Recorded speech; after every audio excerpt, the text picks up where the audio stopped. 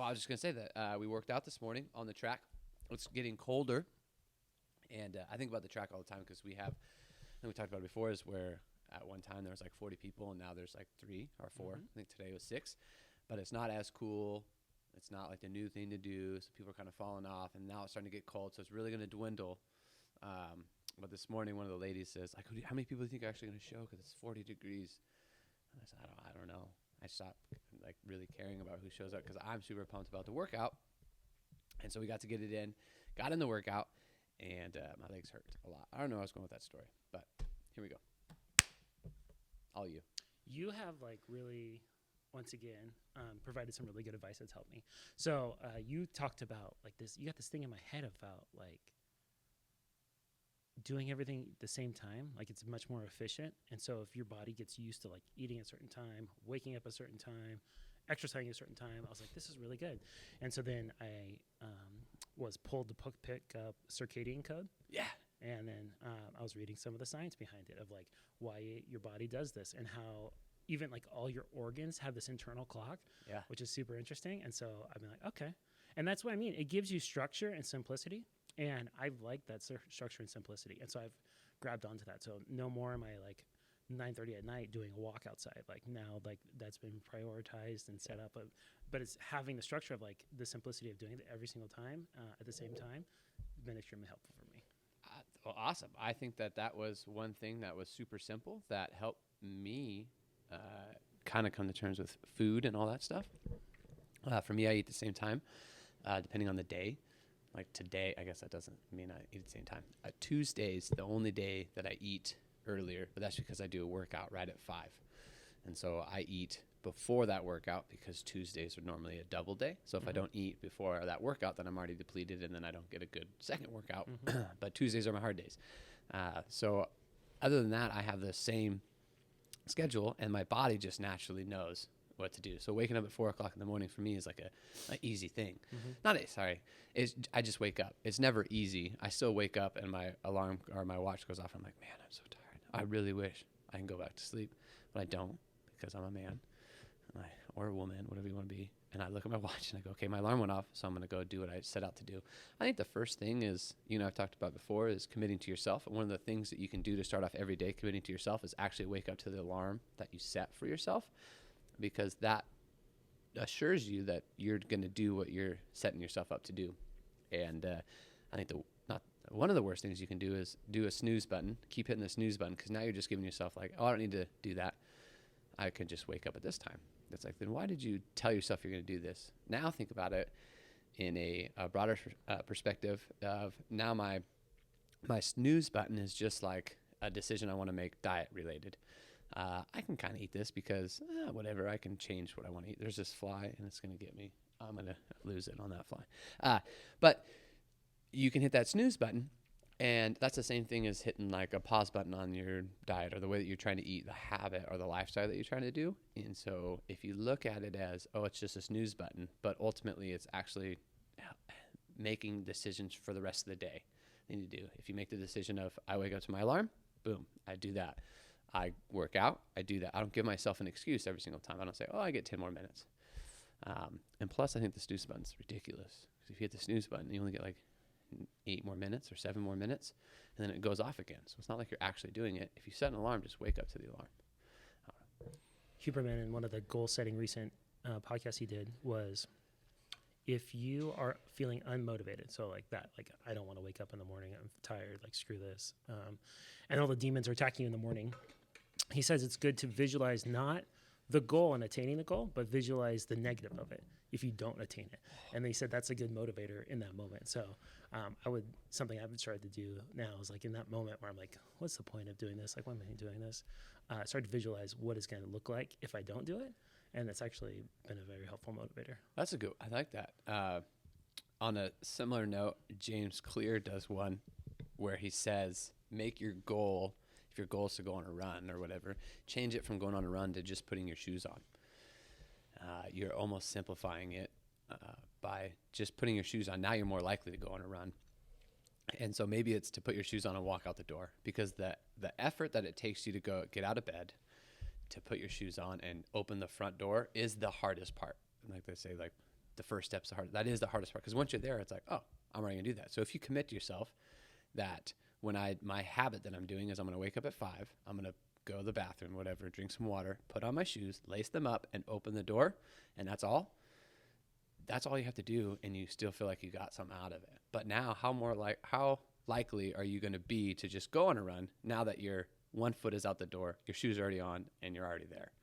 You're more likely to go do that thing that you set out that you wanted to do. So I think it's a really good, simple way to just like start with goals, to almost make them oversimplified so that you have to do them.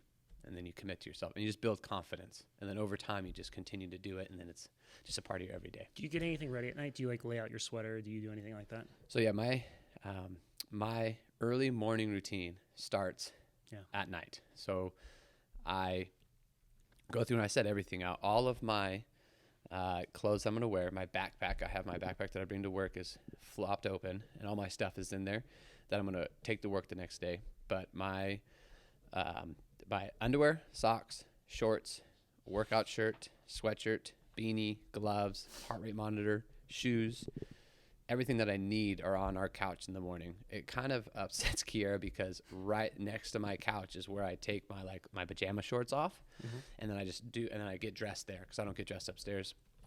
And so that's I sometimes I get home and they're still there because I just leave. And so I need to find a spot to put those, which would be the hamper.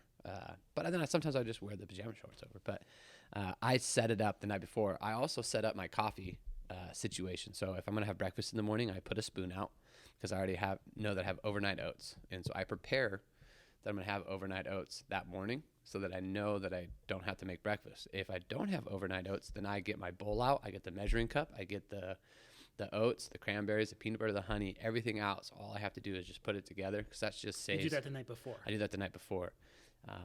I do that. I get my coffee mug. I get my to-go mug. I get my protein shaker. All that's out.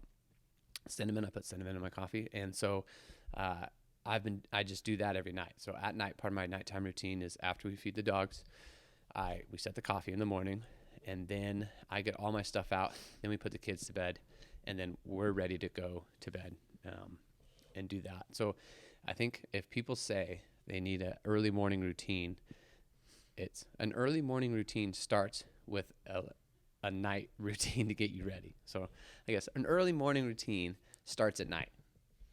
I'm really glad you shared that because I've never heard you say that. And I can think back to instances in my life where, like, especially when I was traveling, when I control my environment, I'd be really intentional about this, and I would just knock out these great mornings. But that has slipped away, and I love to hear you say that because I've never heard you say that you really? put the cinnamon on the counter to get ready for your coffee in the morning. That's nuts. Yeah, everything's ready. I literally just I'm a zombie. So I know that it takes me, my alarm's for 4:01. That's what my alarm clock is.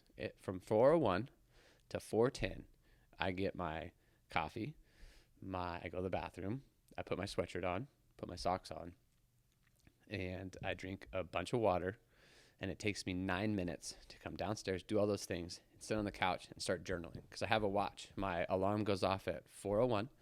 My next alarm goes off at 4:10 because it's a reminder to be on the couch at that time. And then my next watch goes off at 4:40 because that's when I need to be leaving out the door so I can get to the gym at the right time, so I have enough time to set up and do those things. Or Really to good. the track. Once again, you never shared that with me either. That's really good. Yeah. So you have the structure in the morning that keeps you on schedule. Yes, because it's easy for me. Like this morning, my alarm to go get in the truck went off, but I had to finish this half of a page because I got so lost in the book that I was reading that I didn't want to leave where I was, but like it reminded me to do that because what would happen is I would get so involved in the book, and then I'd look at my watch. I'm like, oh my gosh, it's 4:50 or whatever. I'm late. Then I'd be rushed, and then I automatically am kind of get here flustered or get to the track flustered, and so I try to prevent that from happening. So, And this is a morning routine that's approachable because all these experts have morning routines, but a lot of them don't factor in the fact that they have kids or they have these ideal mornings. You have kids and responsibilities, and you still have set this routine up for yourself. I think that's helped me to set these up because if I don't, then it's really easy at night if I'm trying to search through the drawers to find underwear and shorts. My wife would be upset because I'd be waking my wife up. I'd also be slamming drawers. Like our drawers in our kitchen are right underneath my kid's bedroom. So if I'm sliding and opening all these drawers to get all this stuff out and slamming cupboards on accident, then I have a more chance of waking my kids up. which is then a bad thing because then I have to leave. I get to leave because I'm going to work. So now my wife will have to wake up and take care of him. She also has her own morning routine. So we're not that far off. I'm just waking up earlier. Then she does what she needs to do. But this back on the morning routine, I think about that with people with kids. You don't need a morning routine to be successful. It's like this thing that like, I have to take a cold shower. I need to do this. I need to do that. You need to do what works best for you and your family to get out the door and not be super stressed, so that when you drop your kids off at school, you're not yelling at them. You're not doing all these things, because then you're just aggressively invest in a fly swatter. No, wait, ready? Watch. Okay, so fun fact, if you go just 1.5 inches over the fly, you catch it. No, you did not catch it. That would have been so cool. But back to the point. If you set yourself up the night before to have an ebb and flow morning, really good, then you're going to be better prepared for the next day. And so, like, if you want to have a solid day and not be stressed and flustered, then you need to set up the night before. If you wake up late and you are cramming your kids' lunch together, you're doing all this stuff, getting them dressed, getting yourself dressed, having breakfast, getting coffee, getting the dogs fed, putting the dishes away, putting all the food that you got out that morning, and then you try to get out the door, you're already wrecked, and then you're yelling at your kids. Then your kids are going to school in a bad mood. You're getting to work all flustered, and then you're dealing with clients, or you're dealing with emails, you're doing all this stuff, and you're already mad. So why not prepare yourself so that you're not mad, so then you're two things there. So going back to James Clear, you said after you feed the dogs. Well, you're not going to not feed the dogs at night. And so that's a great trigger to like tie it to this, because right? And so I thought that was really good. You kind of mentioned that in passing, but I thought it was good. Why we feed the dogs, we heat up water to make our dogs food soft, because our dog is a Dutch Shepherd, and he is not getting enough exercise because we haven't been giving him enough stuff. So he grinds like his teeth because he's either working on a log or working on his toys and stuff. And so we soften his food for him so that he doesn't have whatever. So we just put warm water in it. When I do that warm water, while I'm heating that up, my son is feeding the dogs. It's his job to feed the dogs. A really big moment happened this morning where every morning and every night it's his job to feed the dogs. And so this morning, he knows before he gets dressed, he goes out and he gets the dog dishes, and then he feeds the dogs. And usually every morning it's like, hey, Levi, 1 more minute, you're going to go feed the dogs. This morning, I was getting all the breakfast stuff ready. And before I even had to ask him, he was already going outside to go do the dogs. So today was a day where all the times that I've had to, like, not yell at him, but like remind him, he now knows that that's his thing. And that just that took a year of time. But now it's kind of like his deal. And then he does it in the morning and at night. And he's 6, so he started when he was 5. Now we add little chores around the house, and one of them is he sweeps the porches. That was my old chore. So now his chore is to sweep the porch. He's not very good at it. I'm very controlling when it comes to like certain things being clean or the way that it is. But he's out there and he's learning how to use a broom, and it's like very cool to see him in that. He gets to take pride in keeping our front porch clean and our back porch clean. So that's kind of cool. Okay, I was going to ask you a hypothetical. If you say tonight, our favorite holiday, Halloween, and you get home, just circumstances, you get home at like 8:30 or whatever, and you're someone who prioritizes sleep, and it's getting like, okay, 9 o'clock, I'm starting to feed the dogs. You still go through that like 15-20 minute like prep everything routine the night before, even though how much you prioritize sleep? Yes. Okay. So just how much I prioritize sleep, Kiara and I yesterday had the conversation of what we're going to do tonight on how we're going to deal with it so we can get in bed in time. So we have a very full day. And I think this is what we'll eventually get into, is communication with your spouse or your teammate or your whatever is super important, because you need to all be on the same page. So this morning and last night, Kiara and I had planned of what our day is going to look like. We're very lucky to have one vehicle. And so I go to the track today at 5, come back. Then we get back out the door, have breakfast, get the kids, whatever, get out the door. They drop me off here at 7:45 so I can be here for the first client. And then we go, Kiara goes and drops Levi off, and then she's going to go to doctor's appointment with Ray, and then she comes back into work. And then you see how this, and then she came in here and got tricked into talking. And then we work all day. I have the class at noon, and then at 1:30 I have my meeting, and then at 2:30 I have my running club, and then at 3:30 I get to pick up the kids and then come back here, and then we have a full day. And we have one car, so we have to have these communications with each other. Where are we going to go? Where are we going to pick them up? Then we said, okay, we're going to get there at 5. So we're going to have dinner at 5:30. And then we're going to start trick-or-treating from 6 to 6:30. Then we're going to be home by 7. The kids will already be in bed and try to get in bed before 8. So it's 30 minutes past our normal thing. But we had planned that. And what we know that a lot of times that might not work out exactly how we want to. But just the fact that we have that in place lets us know that we're on the same page as we go throughout the day. Because we just cross paths. And so a lot of it has to happen in preparation, and that's with everything. So if we want to have a good morning on Wednesday, that needs to be planned the night before. Okay, that's really good. So I don't think most people are that intentional with planning. And the question I have for you, you text me about less, about kind of wanting less as a kind of something to talk about. And so I started doing some thinking about that. And it led me to Damon John's book, The Power of Broke. Power Broke, he celebrates the idea of having less and using it as a resource. So when you said we had to plan our day because of the vehicle as a limitation, to me from the outside, it looks like a way where having less creates a situation where you have to be intentional about planning the day, and that's led to a positive in your life. And what I'm wondering from you is, in the moment, are you able to be that optimistic about having less and using it as a resource, or is it just like suck and then you make do with it? And it turns out some of this stuff is a benefit. Both. I'm a very optimistic person, probably too much, but I do get in the dumps sometimes. And so one of the things that I just talking to Kiera about is it's entertaining to me. It's fun for me, and it's awesome for me that, like, if someone were to just see us coming, we're like not speeding, but we're coming around the corner, we're running a little late, we're family, and we need to get somewhere. And so pretty much Kiera, it's like a pit stop. We come here in one car, my kids are in the back, my wife and I are in the front seat, or the driver. I jump out, kiss my kids, grab my backpack, grab all my stuff. Kiera gets out of her seat, puts our lunch, my backpack, and my water bottles next to the door, and I give her a kiss, give the kids a kiss, and then we come in here, and then they zoom off and leave. I like to, in that moment, think about how great it is, because wherever we travel, we're traveling together as a family, and remind each other of those things.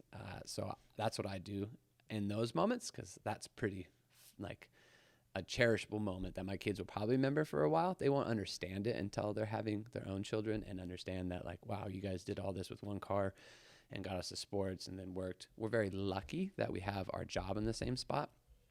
And we're very lucky that pretty much everything's within 3 miles. So like last night, we didn't have a car, so I ran home from work. And I planned that in the morning so that Kiera didn't have to come back here and get me. So I brought on my running clothes so that she could go home and start dinner, and then I ran home and then helped her finish it, kind of thing. So it's a very intentional. So yes, I do. Are there times where my son's always like, I wish we had another car so we can do all this stuff, but I don't think we don't need one.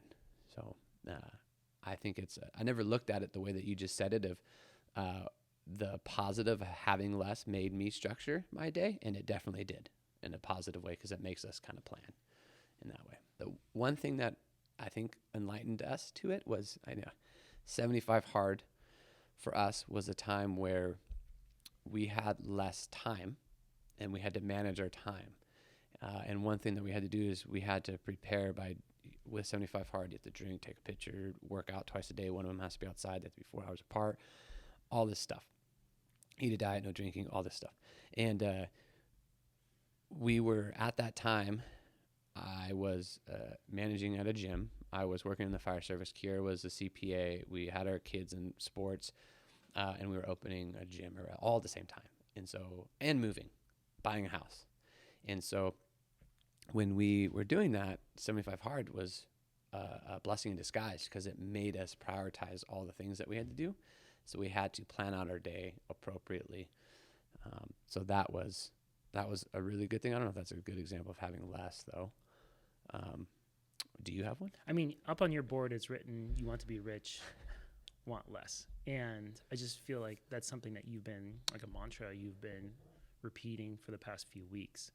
And I'm just wondering if you've seen kind of resourcefulness and creativity that comes out of that. Because going back to Damon John, he celebrates in a lot of cases the resourcefulness that came out of it. And the example he uses is that he bought this van, this like 7-passenger van, and like where he came from, he came up hard. His dad was not in the picture. His mom supported him, And so he got this van and was giving his friends rides, and then went out and used it as like a taxi. And he kind of found this little niche. But then he got shut down because they weren't licensed. And he finally got enough tickets, so he shut it down. But he used that van instead of, because he was stuck with it now, right? And what can I use this for? And so he started selling clothes out of that van. And so that's kind of where Fubu came from, was this idea of using this resource that he had.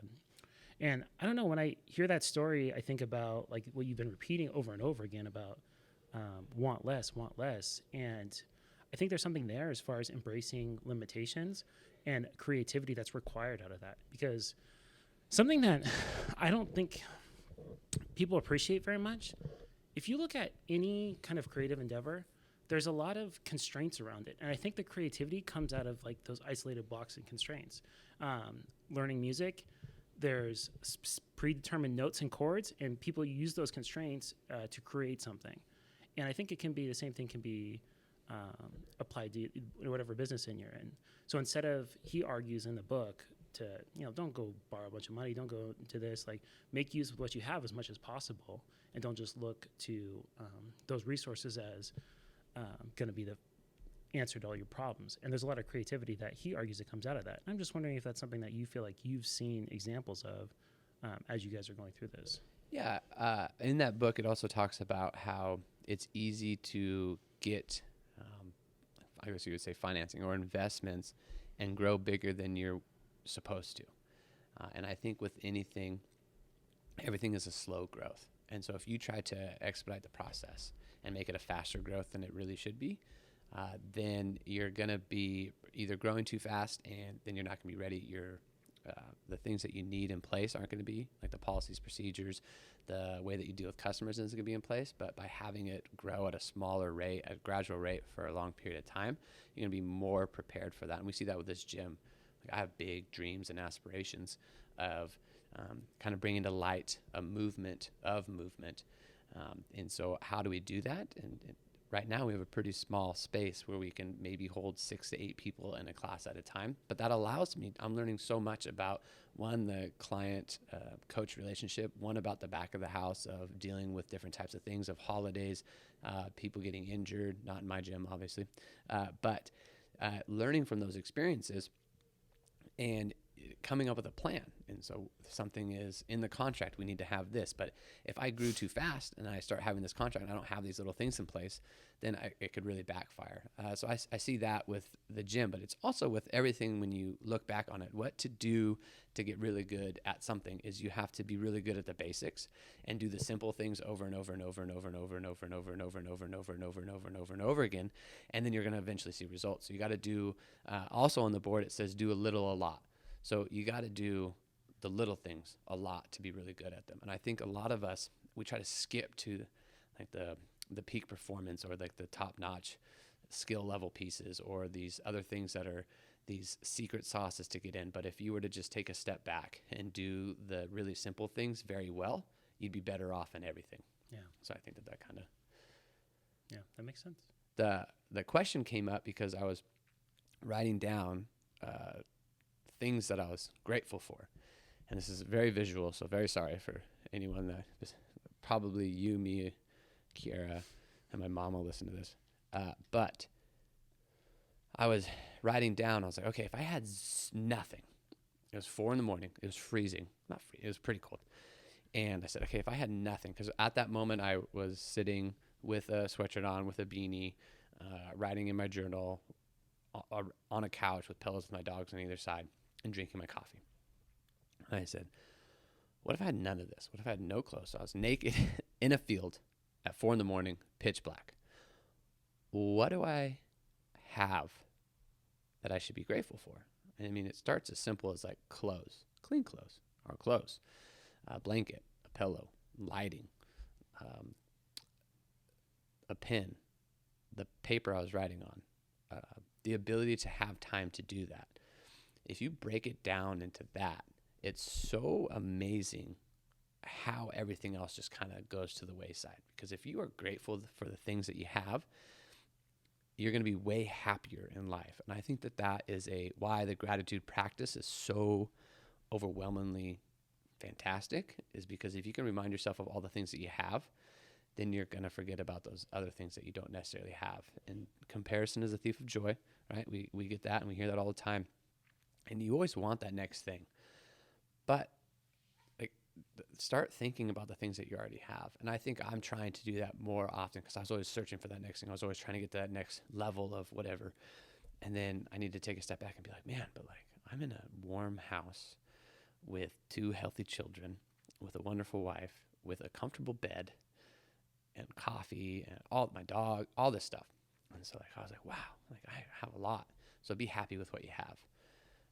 Do you have keys? Because the way I think about what you're talking about is detaching and then changing your frame of reference. So do you have ways that do that? Like journaling, it sounds like, gets you into that mindset. Is it the mornings and having the quiet mornings where there's like not Instagram, where you're able to breathe and think through this? Trying to like think about how you get into that mindset, because it's very difficult if you're in this thing where you're feeling sorry for yourself, or you are, this sucks. It's like this, comparing yourself to other people, like this is terrible. How do you go about changing that? Conversations with people. That helps you pull it out. Oh, absolutely. That conversation came from on a run. I was running on Saturday with a group of people, and we had talked about one of their acquaintances had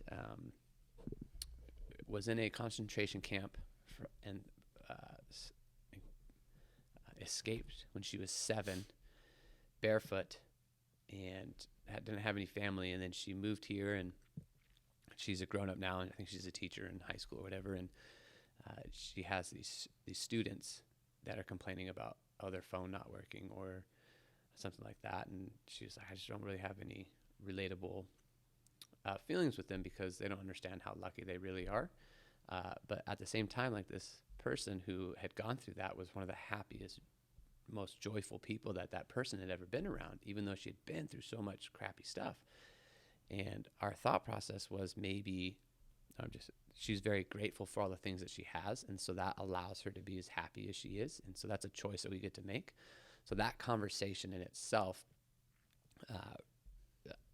was triggered by, I guess, journaling, and then that all came out. I do think is having my brother-in-law told me, like, someone's always gonna be having a better day than you and a worse day than you. And I think if you can have that cue in your mind, so no matter how bad your day is, like, someone's always going to have a worse day than you. And when you think you're having the worst day ever, it can get worse. Like, there are a lot worse things that can happen.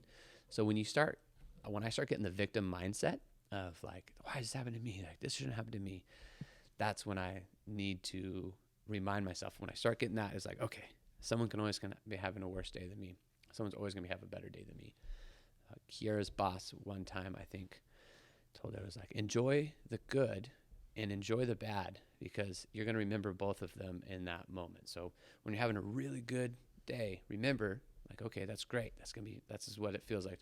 But when you're having a really bad day, remember how good that good day felt. And then when you're having a good day, remember how bad that bad day felt, because that kind of just keeps you even keeled. In the book I'm reading right now, it talks about death and knowing that you're going to die and being okay with it and not celebrating it. But that is a reoccurring theme in my life at the moment, is like the amor fati and all these things where it's like for the love of fate. So understanding and being okay with death and how death can affect you. And when you know that you can die tomorrow or you can die next week, it's going to change the frame of mind that you're looking through a lens. So I think that's a good reminder of like, hey, like, you could die tomorrow.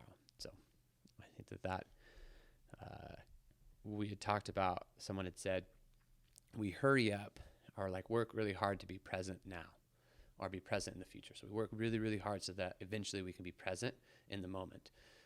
And so I think that we need to be more present now and enjoy these times, because if we're ultimately on this hamster wheel of work and effort and doing these things, we're missing out on a lot of things that are currently going on. And so Kiara and I like to remind each other of those moments of, sometimes I look at Kiara, there you go. Sometimes I look at Kiara and I'll say like, oh, like this is a good moment. Like, let's remember this when we see my daughter who's 3 and she's prime example. She wanted me to make her an airplane the other day. So our anniversary happened, which I wanted to touch on as well. our anniversary. Was that? Happy anniversary. Thank you. It was on Sunday. And so every anniversary, we had a video made of our wedding. And so we sit down and we watch it as a family so we can see what we looked like, what our parents looked like, what our nieces and nephews look like, and how much they've grown. And then you really get to see like how special that event was. We got to hear what the person who married us said and relive our vows. And we get to listen to what her parents said about her and what her parents said about me and what the commonality of all the conversations were.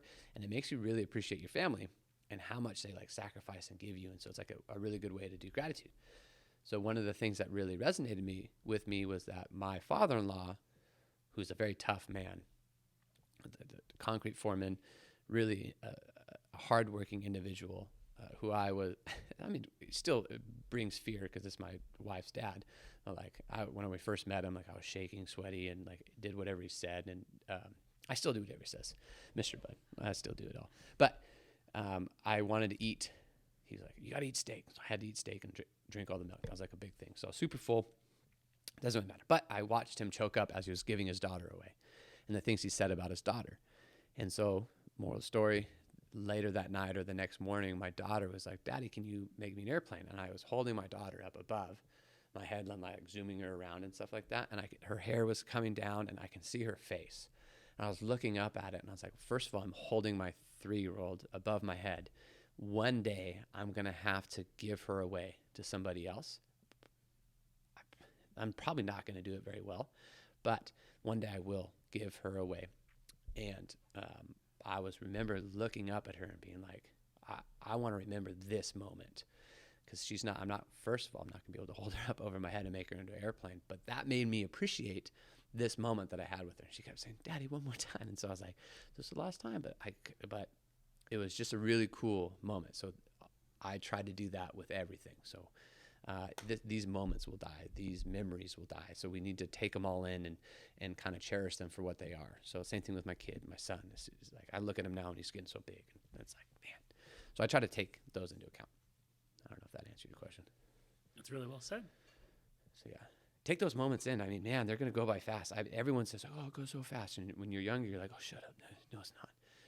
It really does. And so I try to cherish every moment that I can as much as possible. As riding in the car together as a family and they're all arguing in the back and doing all this and doing all that, I'll take that in and be like, okay, this is cool. I hope I remember this. That's kind of related. So being here now, being present in the moment is really related to what you're talking about, wanting less, because when you talk about wanting less, it's really a question of contentment. And I've seen people be extremely wealthy and not content. And I've seen people be wealthy and content, and where the wealth doesn't matter. And I've seen people who are not wealthy be extremely content. And you've seen people not wealthy who are not content. And I just think that key is that total contentment. And I think that's related to being present in the moment, because in that moment where you're holding up your daughter, you're content with where you are in life, and like you saw the demons that are pulling you away, saying that like you're not enough this, you're not enough that. But if you can hold on to the moment of contentment and being there in the moment, I think that's powerful moving forward. Like having those moments, they provide a good foundation and a bedrock to be able to deal with the other stuff. Yeah, I wholeheartedly agree. I took a lot of notes on your routine. Oh, yeah? Yeah, because I didn't know because you don't talk about structure very often, but what you're describing is very structured way of living. I grew up in a household that my mom and dad were very hardworking individuals. And I grew up in a household where we were not as structured. And they even talked about it, which is funny, in our wedding thing reminded me of it, is like we're carefree, kind of fly by the seat of our pants kind of family. And that's how I generally was. And even the people that were speaking on my behalf were telling me like, oh, this Lucas is like super carefree and Kiara is very, very structured. And I am attracted to structure. And with my old job, I really liked the structure of it because it gave you a plan. I do better when I have structure and when I plan everything out and do these things, because I just sets my day up, and it leaves me less stress. So I try to alleviate stress as much as possible, and I prioritize sleep. So if I can lower my stress and get more sleep, I'm going to be a better person, healthy, happier, mentally sane, all these things. And so structure does that for people, but you have to understand that structure doesn't mean regimented. Structure just allows you or gives you like a guided outline for your day.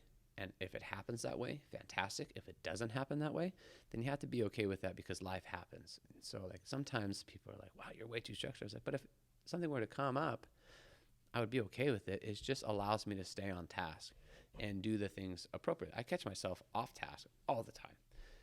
But I think the structure is a really good way for you to kind of like manipulate your day into a positive way to alleviate stress.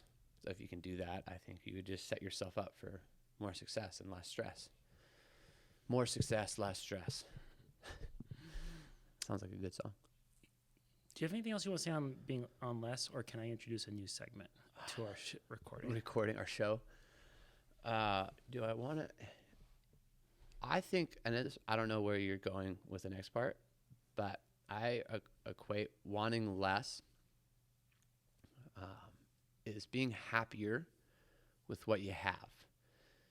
So when I think of wanting less, I think of being, what's the word I'm looking for? Just content. And if you can be content with your life, then you're going to be a happier person. Everyone strives for happiness, but then they're just trying to get that next car or that cool. Well, I think that's where the happiness comes from. Yeah, and so that's what it was. There we go. Thank you, Matt. Just put me right back on. I truly think, and you've talked about this, something must die for you to kind of see your next level, or like it's almost like a snake shedding skin. I was explaining this to someone. I was talking to someone. I was like, "Yeah, a piece of you has to die." They're like, "Wow." I said, "But like a snake shedding skin." And I was looking at myself, and 7 years ago at my wedding, and how many of my thoughts and philosophies have changed just over the past 7 years from that moment. I had a chewing tic. I used to go like this with my lip because I used to chew tobacco. And so during the whole wedding, you just saw I was on video and I was just going like this the whole time. And it was very funny. My son was even like, "Dad, what's wrong with your lip?" And I said, "Oh, it's just an old nervous habit that I used to have."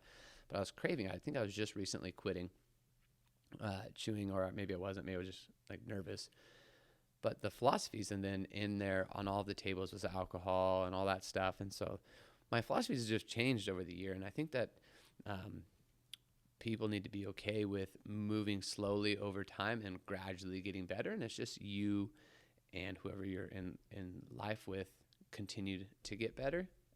And I think that stems from within, but also who you hang out with. So if you catch yourself hanging out with people who are making you feel bad for you wanting to be different, I think that is a problem. I think you need to maybe leave those groups of friends and understand that only you know what's inside of you, and you got to do what feels best for yourself. And it's okay to be different. And that's a thing that Kiera had said, is be okay with being different. And so that's a big message in our life. Our life is way different than a lot of people. And I think that's a good thing. And I think in the Bible, it preaches that as well, that you should be different than everyone else in a way that's unique. So I don't know. I guess that's the last thing. Get better, friends. We talked about it with circadian rhythm. Like your brain identifies these patterns, and so it prepares yourself for these patterns. So I think I've used this metaphor before of having grooves in the brain. And so if you have certain behaviors or something you're trying to change, your brain's always going to move to where it has been before, and it's comfortable into the grooves. And so when you're going in a situation where you need to change, you need to establish new grooves, and you need to stay out of those old grooves. And so the friends could be pulling you back into those old grooves. And so if that's a situation, then yeah, you'd look at that seriously. But I get people that come in here and say like, "Oh, I don't want to stop." I'm not telling anyone to stop drinking. Go do whatever you want.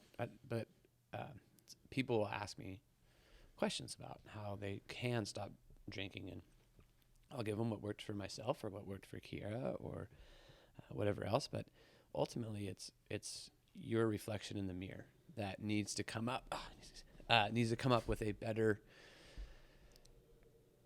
love for yourself. And it's not until you ultimately want it. So like, well, my family, in 2 weeks, I'm going on vacation and we're going to drink a lot. And so I'm not going to quit till after that. And it's like, there's never a good time to do anything. You just got to do it. So my advice for anybody is to, one, look at yourself in the mirror, directly look at yourself in the eyes, and like make the decision and then stick to it. And once you make that decision, it just makes all other decisions so much easier because you already said like, I'm not going to do this. Now I don't even have to think about it. But if you give yourself that out every single time, then you're going to give yourself that out every time. So if you're doing that, then just be different. And it's okay. You can still be friends with those people that go do that. They're going to ridicule you. They're going to say like, oh, you used to be so much fun. That's just because they're miserable and they know that you're making the right decision and you need to do that to better yourself. I'd rather have a friend that's like, oh, that's awesome. What can I do to help you? What can we do together to make you get through this? I'd rather have that friend that's like, oh, you're such a wussy. You're not drinking anymore. I don't trust anybody that doesn't drink or smoke. Like, you're a pansy. So that's just a common thing that keeps coming up in my gym. So